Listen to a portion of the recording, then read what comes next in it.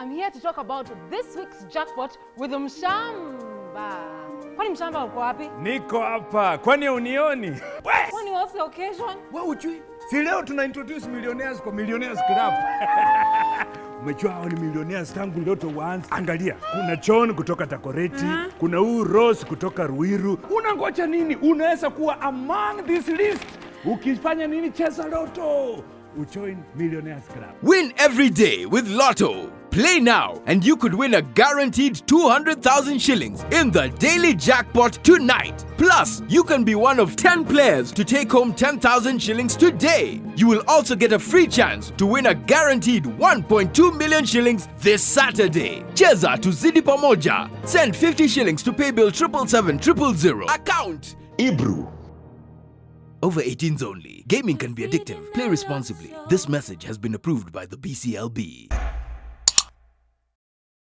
It is Wednesday, so you know exactly what that means. The week of tea has officially begun. Whatever you've been reading about on the weekend and the beginning of this week, we are about to spill it all right now. And not only that, today we are doing hashtag Girl Boss Wednesday. We have got two amazing guests for later, so you want to make sure you stay tuned for that. My name is Lydia KM, and that's Lydia KM on all social media handles. My name is Dana DeGrazia, Tussle Goddess. Welcome to Wednesday. Hey, Wednesday. Hello, people. My name is Naomi Wamboy, W-A-M-B-O-E, on Instagram, Facebook, Twitter. Hey, guys. So happy to be here. This is Joanne at yummymummy.ke on all social media platforms. How have you guys been since last Friday? I've been, truthfully, Yeah? fantastic. Really? Yes. We just see you working out. You're giving us pressure. I know, You're going to have right? to stop. I felt guilty for not working out, and I was dealing with moving. And I'm like, dang, Lydia's at the gym, so I need you to moved, be you was worked gym out. on What its did you own. do? Girl, I relaxed. Live and your now- best life. That's what it is. I did some working out Right? this weekend. Oh. Let's not get into that. It needs to be table friendly. All I did was mother, which is not, I shouldn't say all I did, because mother That's is a a very big big job. job. Can right? I tell you something? Yeah. You know the way you mother Mukeni? I feel like I want you to be my mom. Yeah. When I see it, you're Okay. such Oh, a nice wow. mom. Thank you. And so sweet. You encourage. I feel like, yeah. The way that you're pregnant is also how I want to be pregnant. You need to stop at Burger King first, and then you need to stop at Japanese. And the way that you're so beautiful. Okay, enough. Thank you. Wow. Anyway, so much love here today, and ironically, almost all the stories we have on our hot talk today are About love, because what else makes the world go round except love? So before we talk too much, it's time for Hot Talk.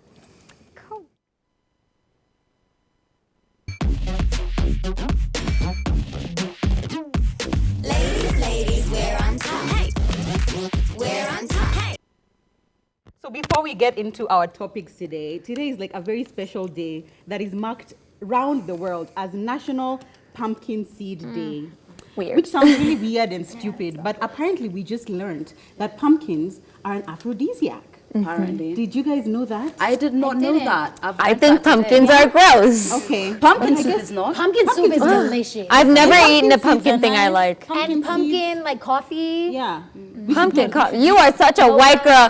know. Pumpkin spice Pumpkin season. spice, Anyway, so we should try that tomorrow. We should. With your It's flannel. also good for your sperm. Why am I even trying to Yeah, go around that? yeah. That's Science, scientific. science. It's good. It's apparently it can increase the numbers if you're not like all Your the way. virility. Yes. Your So virility. you know, yay, happy Pumpkin Day. Right.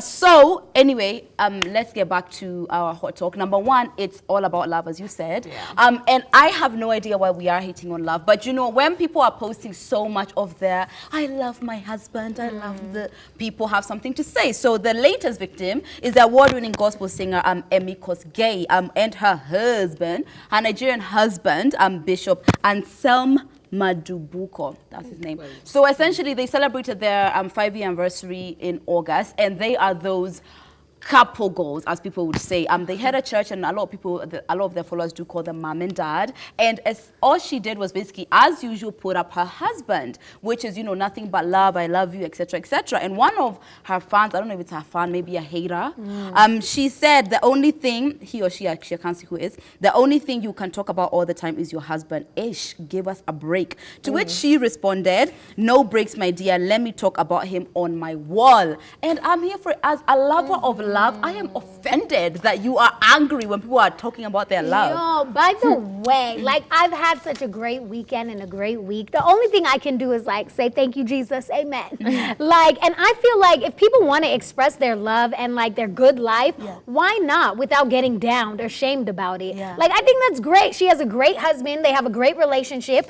Let her enjoy her life. Like, don't be a hater and sit from the side, like on the side hating. Exactly. I completely agree with you because I feel like what I do on my page is my business. And I get this all the time. It's like, oh, why are you always posting your kids? Oh, why are you always posting? I'm called Yummy Mummy. And plus, it's my page. I can post what I want. And you know, it's so interesting. You're saying, is this a fan? Is it a hater? Ironically, there's just so many haters who are fans. Right? You know, these people who just look at your pictures like, look at Lydia, she's working out again. Oh my God. But yet they will never unfollow you. They will never unfriend you. They'll just be there hating. Like, If you don't like my content, unfollow. Yeah, that's really the moral of the story here, guys. You really don't have to follow someone who you don't like their content. And if you are following them, like, you want to be doing it no matter how much you hate. Like, whether or not you're single, whether or not you're a lover of love, people want to see other people's lives. And if there's something going on in their life that you don't like and you're still watching it, you can't yell at this person for just living their life. You can't be upset with her for like loving her husband. And I feel like we need to start putting like this bar of whatever you're expressing online shows more about you than the person you're expressing about. Because she's expressing the love for her husband and you're expressing her hate for her expressing for her love for her husband. So it's just kind of showing us where you are with yourself, you know? And as I said, I took a social media break because I was feeling like I wasn't in the right place. People need to do enough of that so that when I get back on social media and I see Naomi is killing it again, Dana looks beautiful, yeah, me mommy, I want her to be my mom, whatever it is I see, it will show, it will be positivity that's coming out as opposed to going down, scrolling and hating, you know? Check yourself before you check others. You know what? Check yourself before you wreck yourself. Misery loves company. That's really what people are like that. Yeah, but also, do you feel like it ever gets gets too much, like when someone is always posting their boo, because like, Of course it too does. much for who? like it's too much for like the people, like when now things go wrong? You know what I'm saying? I Because know, like, true. I mean, let's reference, for example, Natalie Tewa and her boyfriend, who are out there, like they're doing, you know, Way to name brand drop. campaigns together and what everybody knows what Yeah, happened. true. Exactly. And then now when things go wrong, they'll be like telling people, oh, don't comment about our relationship. But like, you gave us the info, you gave us the follow. Let me ask you this though, right? Because technically speaking, you like everything in life is kind of impermanent, right? And I feel like it's more about what you tie your brand into. The other people who have brands as big as this woman or as big as yours aren't hating on your brand, because even you, I came for you for some advice from you today, and you were just like, no, respect your brand. You know, they're gonna be with you. They see something in you, kind of thing. So that someone who's working on their own hustle isn't involving themselves in this stuff. But if your brand is about being a mother, if my brand is about tattoos, your brand is about, you know, beauty and makeup, it's whatever, to just involve yourself in that hatred just kind of does show who you are more so than who that person is. And I think your question, like, is kind of on a different level as to what Dana was answering. Like, yeah, people are gonna hate at the end of the day, but people are always like looking at you for couple goals, but then they're also looking at you for your downfall at the end of the day. Like, because nothing is perfect in life, and they're like, okay, when are these gonna break up? So, you know, there's some haters like that, and some people like Lydia who love and let love. You know, anyway, and on that note, our next story is actually about like a marriage that just went wrong. But we're happy for Emmy Kosgei and her husband, but it doesn't always go Live your smoothly. truth. Live your truth. So our next story is about Tina Kagia, who is a former radio presenter. I believe she works in the gaming industry now. But recently, and the story of her and JB Masanduku has been going on for so long. Every time we feel like the drama is over, it's just never over. It's never over. So recently, JB, who is her ex-husband, also she claims that the divorce is not yet final. He claims the divorce is final. But he took to Twitter to beg her, basically, to let him see their kids, who Tina says he has not seen them since January 2017. And basically what he posted was, "Hey Tina, I hope you are well and doing fine. I would like that we have a sit down and talk on how I can probably see the kids and any other support that you need." It's not clear whether he posted this like publicly on Twitter or DM'd her, but apparently there were screenshots. He added, "It will not interfere with someone you are seeing or that I'm seeing, but it's integral for the kids to know their father and hear my side of the story." But she was not having any of it. She's blind to everything that he does. So she responded on her Instagram and said, public opinions don't move me. The sooner bloggers and formal people understand this, the sooner they will stop calling me with useless questions. Nimeona screenshots, but no sina time ya kujibu. So basically what she's saying is she's not giving him any time of day. No, you ain't gonna see the kids, and that's it. He just wants to co-parent, and she's like, no. You know what? Like on that, I have a feeling about that. Yeah. Because no, I just feel personally like if you have a child with someone, like it's not that they're obligated to be in their life. Like if they don't want to, like hey, to each their own. Like you guys work how you work. But if it's a father who's yearning and actually reaching out to be in this child's life, I don't know after how long, but now he is. Like it's not a joke for you to go on social media and like blast him out in front of like you know the world. Like oh look at him now. Now he wants to be in the life. Like no, just. You know, people have their times, and men comes a little slower sometimes, and they're not always dependable. You know yourself. This is coming from a place where I personally felt like there was a bit of a difficulty in when we were building our relationship with our dad post the divorce. It's not the woman's responsibility to always welcome you with open arms when you have a stint of goodness, because we don't know what the story is, right? If it's like, you know, maybe it could be like he came and it was good because you can see there's photos of the son, then it wasn't good. You know, sometimes a woman does feel like they have the responsibility to protect her children from the in and out, as opposed to, you know, until you get it together. Second of all, because you're sending messages on Twitter does not mean you are ready to do it, because guess what? We have a court system. We have a court system which essentially says if you have a biological child, you have a right to that child. And it's up to the court to decide whether or not you are in a personally good space to be around that child.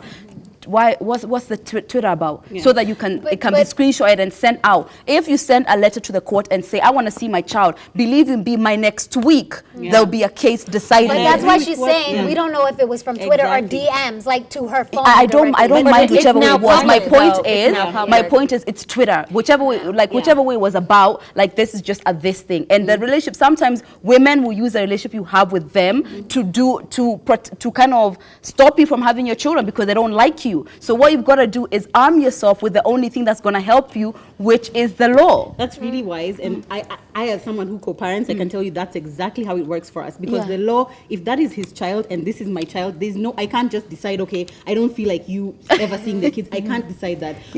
What we had when we split up and when I was getting married and he was also, you know, getting into another relationship, is we signed what's called a parental responsibility agreement. Right. And basically what that is, it's basically like a legal, it's a legal document, exactly, which just basically outlines like this is who has custody of the child. Like I have full custody of the child, but he gets to visit him on this and this days. He pays this much in child support, and like these are the boundaries, these are the limits, and and it's not like even if I feel like next week I'm angry at him, it's a legal document. I can't just decide. So we would need to know what are the terms of their divorce so that we can know, you know, is she being fair, is she not being fair? I think you made a really interesting point. Something that I've seen, especially in the U.S., the issue with going through the courts, and it really, obviously, it's the preferred method, but now the issue is obviously they would say, you know, if you want to have shared custody, you need to pay child support. And the issue that I have with that is oftentimes the fathers, unfortunately, I know a father who isn't getting his money in the best of legal means, or they don't necessarily have enough means to pay the child support.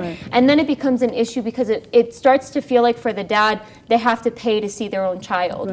And that can be a huge issue. I don't necessarily know the familiarities and the ins and outs of specific to Kenya, so maybe you can still get visitation without paying child support. But the system I know is that you will be arrested if you don't pay a child support. So I know a lot of fathers will try and stay out of court. A lot of parents will try and stay out of court because if the court sets a bar that's so high they can't achieve it, not only will they not see their kid, but they could get arrested for not being in a position where they can do what they need to. In Kenya, actually, they take that into account. So like when we were having our agreement, they actually asked us to submit like our pay statement. Exactly. So even if he was a watchman earning 5,000, they'd say, okay, you need to take a percentage of that to care for the child. Whether it's 30% or like 20%, then each of the parties, depending on what they're able to do, can actually do that. Yeah, that's what I thought it was. Yeah. I think as well. I also feel like knowing that you know it now because you do co-parent. Yeah. Maybe some people don't. Don't The know. court system, you have to admit, is quite daunting. Yeah. Like just the idea of lawyers, the idea of all of these things, to me, to the average person, is like, wow, this seems like a lot to handle. For your kid, you're going to work as hard as you can. But at the end of the day, I think also this is emotional. Co-parenting is a very emotional thing. So there's just sort of no perfect way out of this. Yeah. But maybe what they could consider, instead of going immediately to a court system, is like moderation. Yeah. You know, you get an actual professional moderator and you figure this out. At the end of the day, though now it's public, which is now messy. For me, like it's all about what have you exhausted. Like let's not What hear the woe needs? is me before. Like the court system is daunting. Then don't see your kid. Like depends on what you want that bad. And let me tell you. Even if you are a layman, maybe I did law, so it's not scary. That's scary to me. Yes. But as long as you go to a lawyer, just go to a lawyer and ask them, what can I do? Then you will see whether or not is this have daunting? options. Is this too much? What are your options? So that you can take it the way it's supposed to be taken. Because don't let your ex be the decision maker in your life, because they won't make the decision that benefit you And there are at places all. you can get legal advice for free. free. Right? Yeah. There's always a way. I mean, co-parenting is always it gets tedious and time consuming and just a whole bunch of drama. Let us know what you guys think on Ebru, hashtag Ebru Let's Talk, and the SMS is 40920. Let us know what you think about this whole situation, or your thoughts. So now we talk about the good, the bad, the ugly, but this story is kind of more on the funny. Well, to me, it is. The nasty the side. nasty kind of. Everybody like hates those pet peeves that your girl or spouse does. Whatever. Anyways, there was drama in Saba Estate in Mombasa. Okay, a man named Carissa. He was out with his friends, just chilling at like a bar place. So a waitress, she was serving them the whole night, and he refused anybody else but her to serve them. So after the night went on, Carissa, he was smelling something. And he thought it was his friend next to him, that after like 2 rounds, he would get mutura, to eat. So he thought it was him. So at the end of the night, all his friends went home, and this guy decides to take the waitress home. Mind you, little did he know. So when he got home, he was just in awe at the stench of whatever was going on in the house, because he had to keep opening the window. Stuff went down with the windows. Somebody, who knows? But anyways, later on in the night, he kicked this woman out of his house. And a neighbor was telling this story, actually. He kicked her out of his house because she stank. At the end of the day, like, Wait, was she passing farting? gas. She was passing gas, I guess, through the whole night. Was she bought motura? Did she buy her No, motura? she was the waitress. All right, okay, so because I was about to say, She was the one that was smelling bad. you cannot buy me motura or mayai or bosho, and then when things get rough, you want to jump. No, absolutely no. One of my friends once told me, just like, as long as this is a stomach which I love, because you gotta love my stomach if you're into me, or if you're into this, then whatever's coming out of it, it's a team thing. It is a team thing.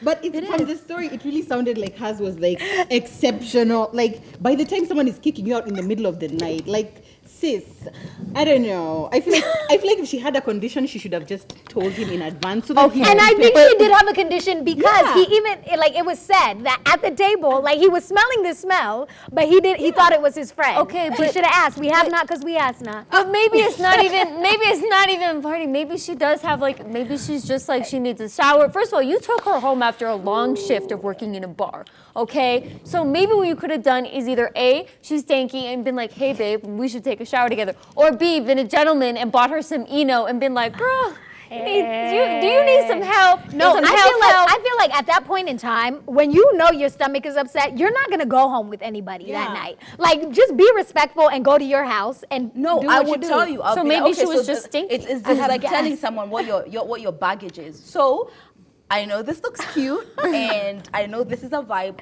but this is what my baggage is. And my baggage is fart, nice smell? You're gonna need ventilation.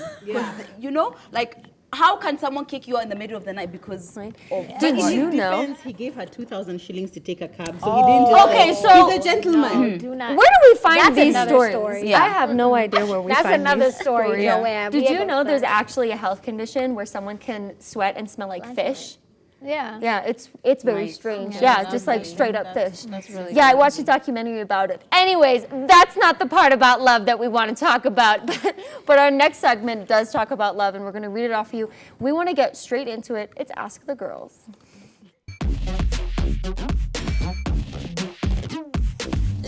Ladies, we're on top. Hey, we're on top. Hey. You guys, okay, so we are all familiar with our newest and quickly becoming one of the favorite segments, Ask the Girls, where essentially we get sent in questions that you want us to answer on the table. Remember, you can send in anything you want to our Instagram page at Ebru, Let's Talk _official. And you can also send it to us on Twitter. You can DM one of us personally. We're happy to answer these. This actually came in through Joe, and it reads as such. Hope you are well. So I have a situation and I need some guidance. I'm 25, hoping to get married and have a family. However, every man I get is insistent on sex and something like come we stay type of agreement, which is something I desire to do in the context of marriage, just like God intended for it to be. I've had 3 experiences and they all argue that there is no difference and that I should be considerate. I don't want to compromise, but again, I don't want to miss my window. Please help, I'm confused now. So, in summation, this young woman who is 25 wants to get into a committed relationship. She doesn't necessarily think that she minds sex before marriage, or intercourse rather, excuse me, but she is saying that she doesn't want to have it unless this guy is certain that marriage is on the table. Right. Which you can understand any side of the situation, but most commonly referred to in Kenya is the come we stay agreement, you know, the common law marriage. What do you guys think about this first? As far as intercourse, number one, goes. you should always do it when you're ready, and whenever that is. And if somebody is leveraging being with you on, you know, like be considerate. What does that even mean? Yeah. Like You know, be considerate. yes, if they're not being considerate of you, and it's not There's no necessarily that they're compromising. bad, because somebody who is active is gonna find it a bit of a strain when they get into a relationship with someone who isn't. Yeah. So the point there is just, you leave me alone, like that. And I feel like the come we say situations tends to come from a point of compromise. You just say like, yeah, sure, let's go along. It will happen. If you can feel that this the commitment is not there, don't beat somebody down for commitment, because it's never gonna stick. Yeah. Yeah. So stick to your lane. Yeah, definitely stick to your lane. And in that, I kind of get where she's coming from in the case where I was like 18 or 19. And like, you know, I was abstinent all the way. Thank you, Jesus. Until now. Hey, that's Until then. now. Hey, Jesus. But I was actually at this place and I was confident in myself and I knew what I wanted. And I knew that I wanted to do it when I got married. Yeah. Hey, I knew I wanted to do it when I got Things married. change. She's human. I mean, life happens, things change, but when you're in that, don't get pressured into doing things you don't want to do, because a lot of men out there will pressure you and they will straight up leave you right after. So I think wait for the right time, and I think you'll know, like if he is the right person, you will know if that's who you want to do it with, like give it up to. And even if you do it a little early, you're then marriage, like you'll know at the end Okay, of the but day. I feel like, sorry, can I mention Go ahead, go the ahead. virginity thing? I feel like it's so interesting. It's just a testament to how the times have changed. I feel like there was a time when we were younger where like everybody was a virgin, and it's like it would be strange. It was cool, exactly. You It were a was strange. unicorn. It was strange if you said that you had sex, like, or you had intercourse. Yes. Everyone would be like, oh my God, how did it feel? What was it like? But like now, I feel like I'm trying to think, do I actually know someone personally who is a virgin? Do you know I know so many guys who say they won't sleep with a virgin? They're like, it's too much. Okay, but also that's not like a hot the thing. The thing is, part of the reason, and I think part of this discussion is, I have 2 main points of thought. Number one, she's working in a little bit of a gray area here, because we don't know enough about her. But my assumption is that if you're saying you're willing to have sex before marriage, you're also kind of working in this gray area of your relationship between the church and God. She said that she's willing if the path will lead to marriage. If this guy says he believes that this is going to lead to marriage, she didn't mind you know, bending the rules a little bit. If that's the case, then she has to pay attention to, okay, so where do you stand on the rest of the other things that go sort of as God intended it to, kind of thing? Where do you fall in that sense? Also, we're dealing with things that are entirely like conceptual and man-made. Virginity is man-made.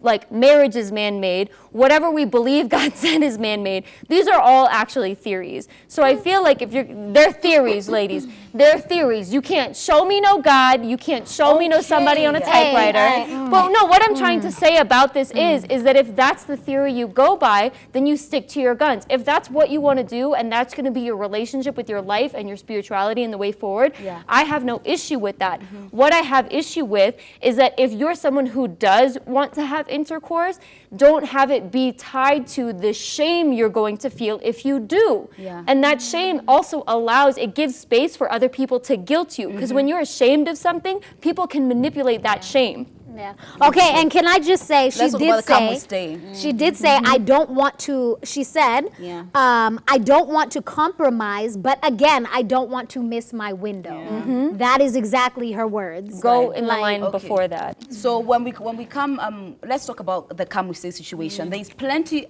first of all, we get a lot of these questions, and anytime you see that we've seen your question, we haven't ignored it, honestly. We try to give advice to the biggest scope, or like maybe something which a lot more people are going through, so that we can be able to advise as many people as possible. So it's all love, and we try to get through as many as we can. Now, as far as the come we stay, for me, it's always, these are first date conversations to me. First, second, third date. What do you want? Is marriage something you're thinking about? Is it not? And at that time, everyone's still getting to know each other. No one has anything to lose. You tend to know what really is going to be with someone when they're in their relaxed mode, you know? And if somebody doesn't want to be married, then they don't. You either can say, I just want to be with this person and be happy with them, or you can say, I want to be with someone who wants to get married. To further this statement really quick, she said, however, every man is insistent on sex and something like a come we stay agreement, which is something I desire to do in the context of marriage. So she's agreeing to it under the context of being married. Marriage will be the end game here. I hope, sorry for getting you off, but I hope we answered your question in the light of, you know, each of our personalities out there. The hashtag is Ebru Let's Talk, and the SMS is 40920. And make sure you send in your DMs to our Instagram page at Ebru Let's Talk _official.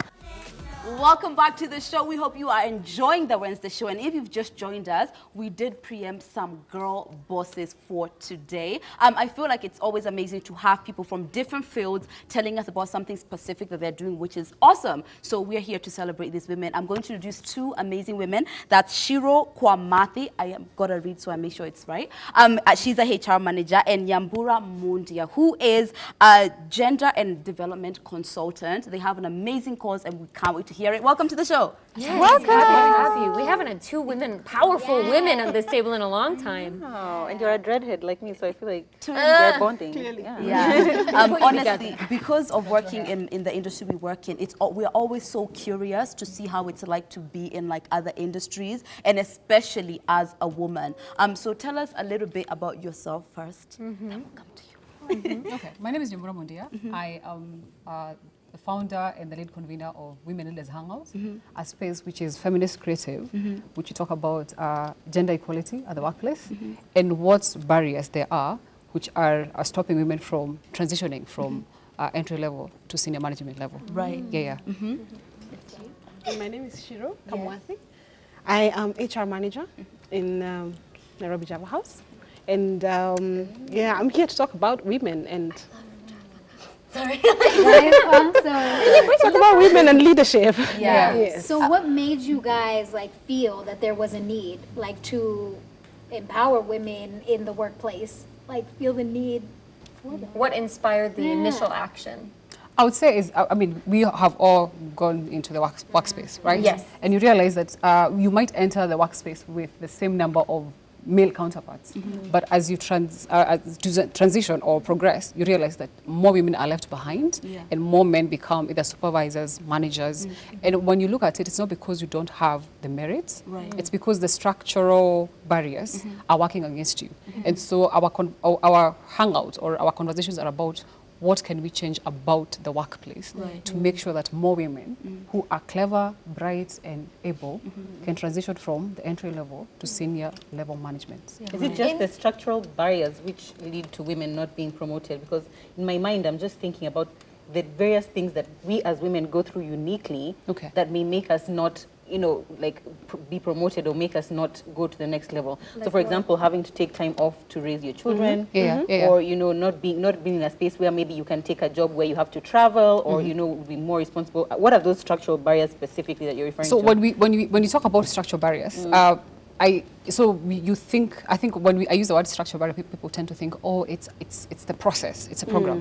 But you realize that structural barriers are part of the society construction in terms of the gender roles that women play in terms of giving birth, right? So because in our society, and those are sex roles, because it's a sex role for a woman to give birth, then as much as it's naturally for her in her space to do that, when she goes back to the workspace, that works against her. Well, it shouldn't, because it's a natural something, right? It changes the idea. Yeah, exactly. So why is it working against her? Why are women lagging behind for natural roles like giving birth? In reference to her answer to these questions, how do you sort of apply this idea, or I guess how do you feel about it, working for a very well-known, I don't know, a conglomerate, a giant company? How do you apply sort of that ideology working in HR there?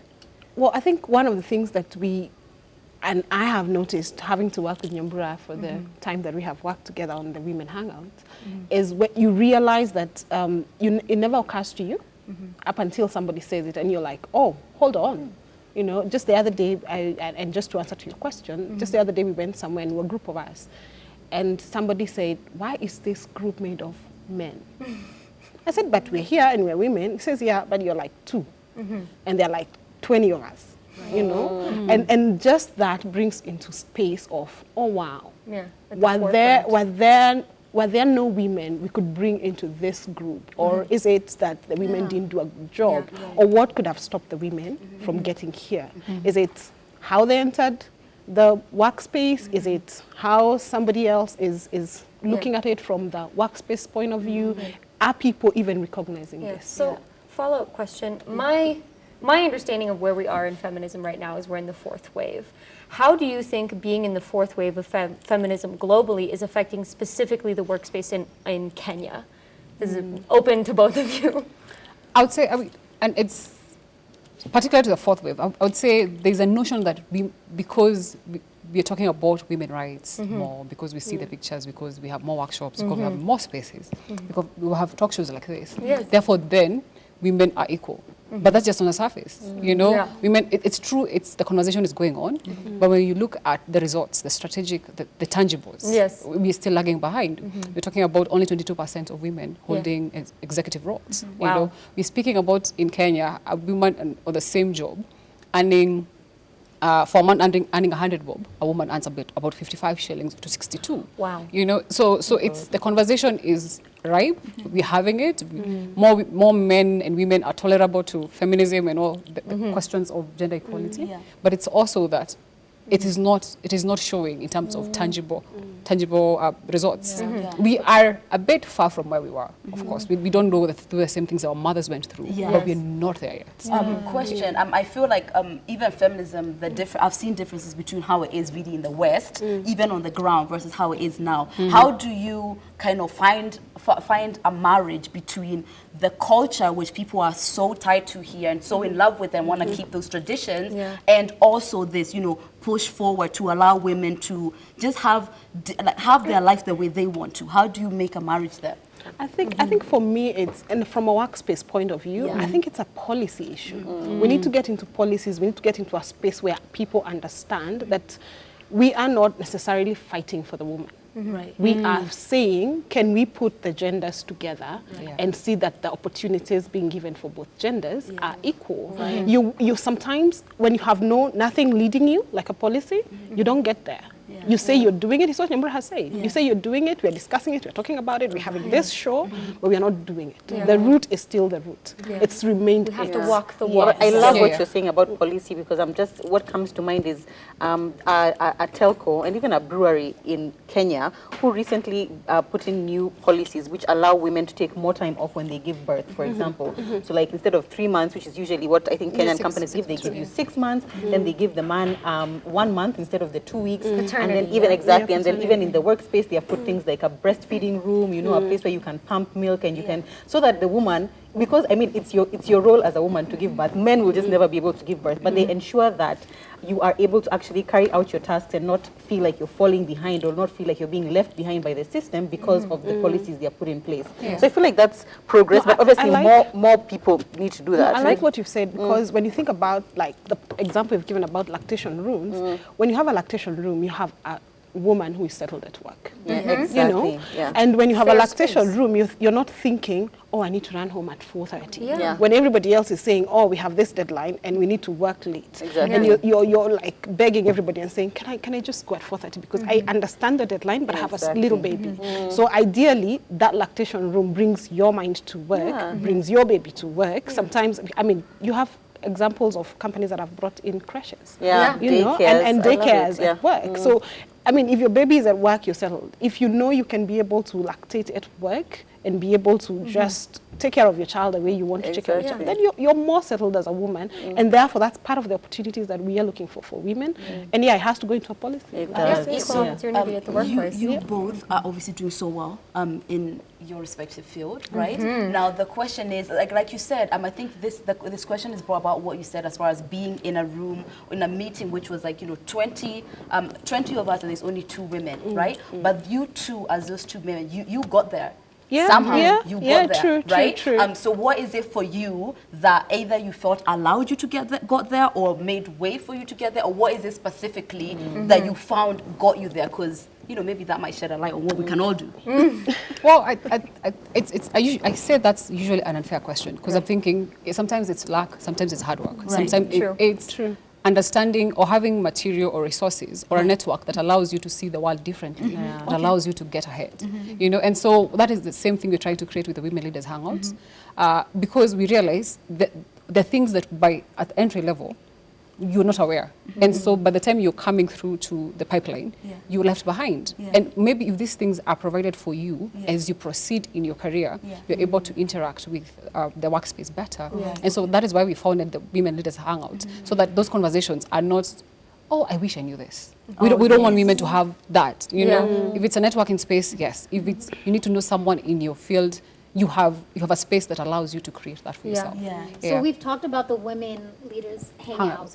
So what is, I think for those of them who are watching, tell us the aim, like what is the focus of this? What happens? So we say that our tagline is co-creating equitable workspaces, but with a bias for women, because as we said, women are left behind. So the conversations that we hold are about, if like Shiro is a HR, so if you have a question about salary negotiations, during the hangout, you have Shiro to answer you what about salary negotiation is the practical idea. And if it's about the stories about sexual harassment or how to carry yourself as a woman, or in terms of masculinity, because you realize that leadership, we use the word aggressive, right? Or when a man does something, he's assertive, but when a woman does it, she's aggressive. So how do you unpack that languaging in the workspace so that it doesn't put you down as a woman? So we have people like Modhoni Mureithi, who is a gender expert, who's coming in the next hangout, for them to just unpack that for us. So that was the idea of the conversation. So first of all, it sounds fantastic, and I want to come. It does. We would absolutely love to come, but Please come. now we will. I'm RSVPing right now, live TV. But now you guys have had this. I want to call it an initiative happening for some time now. How did your coworkers and your friends and your family receive you beginning this? Were they, because the sort of stereotype you could say about someone who says they work in the feminist space is she is aggressive, she's not going to be compromising on anything. How was that received? How was this action received? I think for me it was, I want to remove the word feminism, because I don't think anybody looks at it as such. Everybody is like, oh wow, that's a good idea. That's a good idea to just go out there and be able to empower. Because really it's an empowerment. You know, it's really not fighting the male gender, You're so not to say. carrying picket No, signs no. and- We are in the space of empowering other women. And the question is, how do you empower? If this hangout is what we do, then so be it. So that's what's happening. So to be honest, a family, friends, and it's like, go, go, go. There's Good stuff. stuff. But is there a way that, now that you've mentioned men and the fact that you said that a lot of these things that bring women down in the workplace have to do with policy, and the reality is that a lot of these policies are made by Created men, by men. and there's a lot of men who are currently still in the leadership positions. How does your hangout, or how does your initiative rope in men as, you know, leaders in society as well? So our aim is to work with HR agencies or recruiters, as you know them, or we also offer corporate diversity workshops.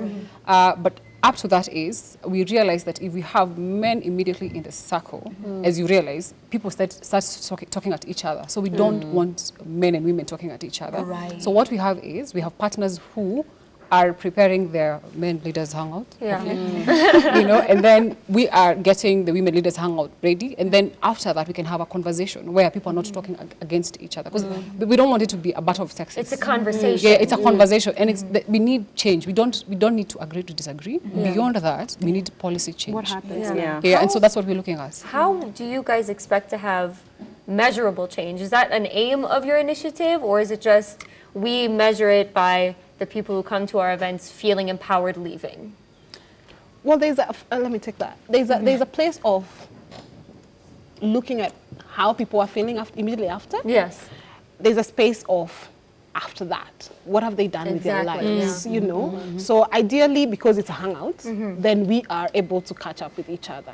And you know of somebody who came in and said, oh, sure, you had a good talk, and I'd like for you to answer this question. And that happens a lot. And after answering that question, then it doesn't end there. We create a relationship, you know, and I'm able to go back and say, oh, by the way, we talked about your CV, how is it going? You know, you're looking for a job, you're looking for a promotion, how is that going? So it's almost like a space of mentorship. Yeah. Yes, it's a space Can I of just moving say on. that I once, just like, not even part of this conversation, but I once applied for a job at Java. Oh, really? I applied HR manager. for a brand manager position at Java. And then I got a regret email. It was like, I'm sorry. At least you got something. And then they responded. But anyway, for like 2 weeks after that, I'm like, I'm never drinking their coffee. I'm drinking our now I am, yeah. I'm always back. I have a burning question. Don't hold it against a fellow woman, though, Joe. I have a burning question that She's a maybe burning some question. of our followers or watchers of out there course. might. What are, like, give us one specific, like, stereotype that you as a woman went through in the workplace, both of you. So I'm very assertive. And so Like Lydia. I'm very assertive. You know, and of course, the other thing is also you package because of wearing your natural hair, you walk a certain way, you prefer pants, God knows, you speak however you speak. And so for me, it's always the people, the men, the women thinking that because you want you're this assertive, you want to be a certain way a man. And I'm like, no, it's just that masculinity has taken up what leadership is, but a woman can be a leader in the space, you know. So this is not me trying to become a woman, this is me being me, you know. And so those are the stereotypes we try and let women see. No, you know, that's sexism. Yes. You know, There's a distinction. there's a distinction, you know, you just being yourself, and you should not be cowed by that. Yeah. And yourself? So I guess for me, it's I'll unlike Nyambura, I'm the right opposite. And as people may say it, everybody says, but you're an extrovert. I'm like, no, I am like super introverted. Yeah. And one of my friends, and so going into the answer, one of my friends the other day told me, people don't look at your work. No, people don't look at your work. You have to say it. If you don't say it and you expect people to see, they will never see it. So, and it's a woman friend, and she's an employer. And I thought, oh, wow, maybe that's why I'm where I am. You know, not that I'm not Well, in a you're good not place. capable. Not that I'm not in a good place. But I'm like, hold up. Hold up, right there, you know. So for me, that was like a light bulb of like, Of Yeah, wow, I that's need a to. good I don't say it, but I work so This hard. is something I need to You strengthen. know, I need to, maybe I need to tell people, oh, you know I'm doing this, or you know I'm doing that, or you know I achieved this. Yes. I will not say it, Yes, I will girl. not, but I am expecting to They deserve people to know see. you. But they're not. They deserve to know Well, you. I haven't told them. Maybe I need to do a lot more. Stereotypes at work. Yeah. As I feel like, as she said, I'm assertive myself. I am the one who puts up my hand first. I'm the one who kind of, if there's a leadership thing, I don't think that I shouldn't do it because I'm a woman. And of course, you're going to get the oh my God, she's at this, the B word, very much. Yeah. And I worked in corporate, by the way, so I'm talking about more corporate. Here in media, you know, like women, we actually, especially when hosting, we're definitely up here at the forefront. Like I think there's more of us than men, but in the corporate world, that was Plenty definitely a thing. And I found that there was like, you know, a bit of, so women would just, you know, this is what they're interested in, and if you're interested in more than that, it's like, oh, you're weird, you know? I know, So I think that's the same as For me, a stereotype that I've experienced is like, because I'm curvaceous and I'm always wearing tight dresses, like it's just my thing. I just like tight, short things. It's not like I'm not trying to prove anything. It's just the kind of outfits that make me feel beautiful. So like almost everywhere that I've worked, there's always been rumors that, oh, she's sleeping with the boss, or oh, she got that project because you know the boss likes her body, or oh, it's always like something to do. It's even if you are smart and even if people know that and they appreciate your ideas, it's always like, oh, it must be, you know, there must be something going on, which is horrible because it takes away from the work that you actually do. It's so hard people take you seriously. They're like, yeah, we know where she's. I just gotten that, oh, I'm extra, I'm bad and bougie, like I'm entitled to type attitude. But then when they meet me, I'm actually very professional and very humble. WAMBOE. I don't know. I feel like every stereotype is pretty obvious about me. I'm white, I'm covered in tattoos, I'm Jewish, which brings an entire new level. Most of the stereotypes, I guess, means if we do hire you, you must come with connections to the Jewish community, which means like money and, you know, we control the media and all that. Tattoos and the whiteness make me like aggressive. The way I speak, I don't want to necessarily say assertive in the same way Lydia is, because Lydia, you're very good at being corporate assertive. I get like emotional assertive, which is a distinction. I get more on the aggressive side, but also I'm a very efficient person, so I'm like, listen, you just need to go my way because I know I can achieve it my way kind of thing. Which to a man, it's confidence. You know, it's like, oh, he's so confident in his moves. But to a woman, it's like, does she really know what she's doing? And just one question. I'm sure there's someone who's at home right now and watching this and personally maybe has something, maybe a question, and of course maybe they will come to the forum. But before that, is there one consistent question which you tend to get that you could all answer for us? Right now? Maybe there's some more people who are going through that. Yeah, if you do have a specific question, you always get asked. I will go that to Cheryl. Yeah. I have no specific one that's How do I succeed at work? How do I get a promotion? I feel like that's what people Why we say that is because we try not to be a motivation space or the 5 steps to do this and go here. Because you know what? This is about structural barriers. This is about gender stereotypes. This is about our cultures. This is how women are seen in the media. This is how our children are taught to choose subjects and not choose others. So that there's no 5 ways of that. You know, you have it's a process. And the more we get, I mean, and that's why even the conversations that we have, we only limit people to 70 to 100. More than that we can't take, because it's not even a conference. We want an intimate group where we can handle questions as they are. 70 to 100, how long is your event? Book you. Four spaces in those 70 to 100.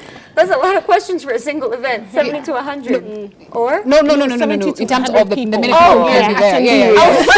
It's a 3-day event? No, the people who can be there. And we have specific topics. So what we do is after the event, we ask people, what is a topic that you think would enable you to cover the rest of these particular things? So you mentioned something about I call them infrastructural issues, like all the way down to what we teach kids in school. Is that also something you see that you're going to tackle as you continue to grow in size? I think, like Nimbra mentioned, it's one of the conversations that Nimbra and I always have. And I know half the time when you hear somebody says, oh, don't do that because you're a girl. Girls don't do that. The girls don't do that. Be a lady. And she wants to blow up because, like, what do you mean? Be a lady. She's a child. Let the child be. So yes, it's something that we would want to pursue, just to be able to change the conversations around how do we treat our children? What do we teach our children? Have you ever considered giving a talk at a high school to young women? Oh, we should do that. We should do that. Let's talk, ladies. I know. we should do that. Yeah, it's true, because I feel like anyway, the girls who are, by the time they get to the workplace, those kind of The what they've been pathways. told Socialization, is yeah. already so confirmed. Yeah. I realized I actually had to undo a lot of the A lot of stereotypes I things. had. Like, Yes, you know, yes. First of all, you're 28 and you're not married. How are you? You're a liar. Are you a liar? You know, that's something which I had to change for myself in Yeah. my own Yeah. head. That there's nothing abnormal about that. You are doing Absolutely. just fine. And especially like coming straight out of college, it's like when they just throw you in the workplace, it's like, okay, so how do I handle myself? How do I go about myself? Like I'm supposed to watch the older generation and how they did things, but that the Then it old doesn't way work wasn't for working me. for me. So Yeah. Is there a time in either one of your life where you remember, before you had this initiative, a moment that really sticks out for you in what you guys are doing? Just like the moment that was like, something has to change for both of you, right? No one likes I thinking think about for these me moments. is especially from the internship level to well, let's say entry level, between entry level and management, Yeah. where you do a lot of work, you know, in terms of writing proposals, you know, Grunt work. you know, clerk work, but it doesn't get there with your name, you know. And I'm like, my God, but I spent 5 nights doing Yeah. this. Why is, you know, at least have my name Nyambura Mundia somewhere, and you know, and so I'm like, for one, whether women or men, whether the people who took the credit were men or women, it's that what happens to the younger girl who works very hard, has Yes. the merit, has the dreams, She's has hungry. the time, has the commitment, but it's stuck somewhere here. You know, what's that about? It's true. Sorry, Yeah. sure, we are running a little bit out of time. Do you mind if you guys give us just your final words, whatever you would like someone to know about your initiative or anything like that, just finally before we wrap up? Like, when is the hangout and when? Yes. Yes. When is Hangout? The Hangout is on this Friday, What time? 6 p.m. to 9 p.m. Yeah. Westlands Walkable at the Sunlam Towers, which is off Wayakiwe. Yeah. The tickets are available at the book platform. Early bird ticket is going for 1,800, yes, and group ticket is going for 5,000 for 3 girls. So like that, okay, Like 3 girls. So and we hope to see you guys. Yes. Yeah. We might be coming a little late. Please come. Oh, you're Please come welcome. for sure. I think my last words would be, let's see how we can grow the women. Yeah. Let's really see how we can grow the women in the Absolutely. workspace. Yes. This is the kind of conversation